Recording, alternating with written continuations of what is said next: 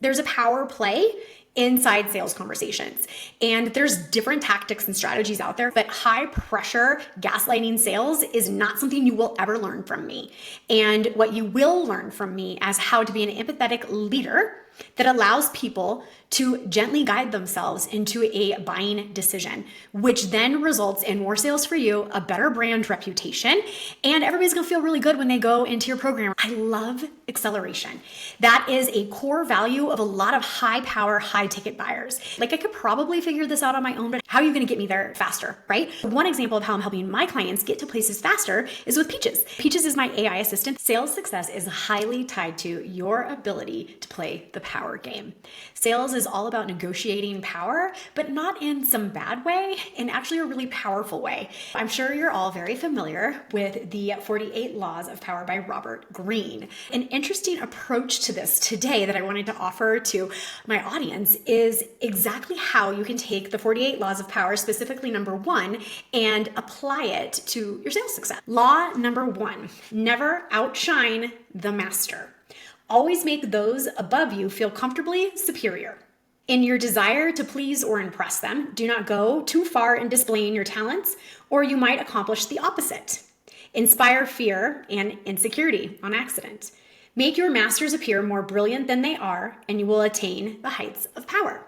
If you're like me, a high performer, that's a really difficult thing to think about. We naturally outperform even the best as soon as we are given the opportunity to do so in education, in sales, just in general, right? So it becomes this really interesting situation that we have to navigate internally. And the irony of most high performers is that high performers aren't actually trying to prove anything because they know they don't need to. For example, I hope my team outshines me. Why do I want my team to outshine me? Because I want to live the dream of an entrepreneur and have the time and financial freedom that I want. And in order to get that, I need my team to outperform me or I'm going to be stuck in it. That is because I am a true high performer who's hyper aware of my ego, my capabilities, and my desire. So for me, I'm not concerned with someone outperforming me, but 99% of the population isn't that emotionally aware. So you're likely dealing with someone that you need to play this game with.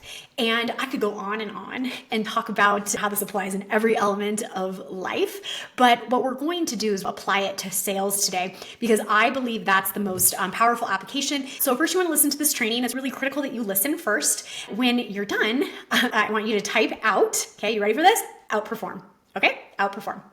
And with your comment of outperform, we are going to go ahead and send you a template that you can use in your follow-up. Now, before I get into the training about this follow-up email that you're going to get the template for, okay, is designed strategically with this law in place, plus with my sales expertise so that I can help you. The application is to the common situation that I think a lot of people struggle with. And that is when you have a successful sales conversation, right? Someone tells you when they're going to start, they give you the verbal commitment, but the payment of the contract's not coming in. And it's more common than you think. We are going to talk about how you get that person to stop ghosting you. I always say you want to go for the no.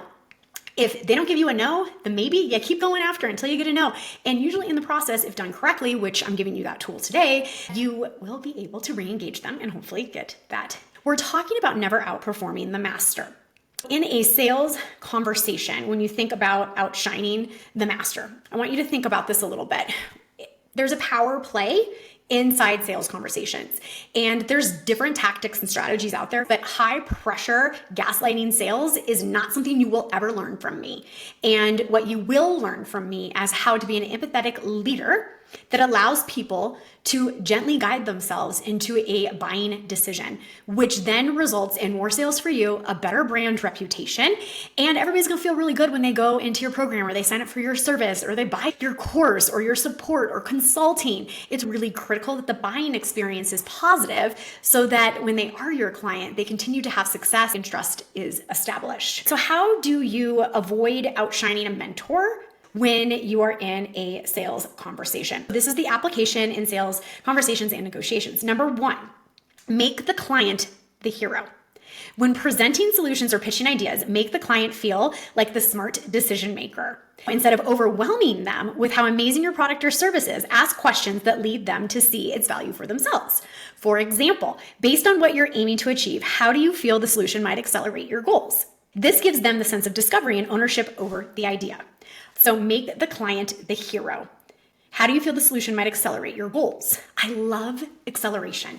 That is a core value of a lot of high power, high ticket buyers. Like I could probably figure this out on my own, but how are you going to get me there faster, right? One example of how I'm helping my clients get to places faster is with Peaches. Peaches is my AI assistant that's going to help my clients create sales books and scripts and templates at a really fast speed with my mentorship. And that's the key part, right?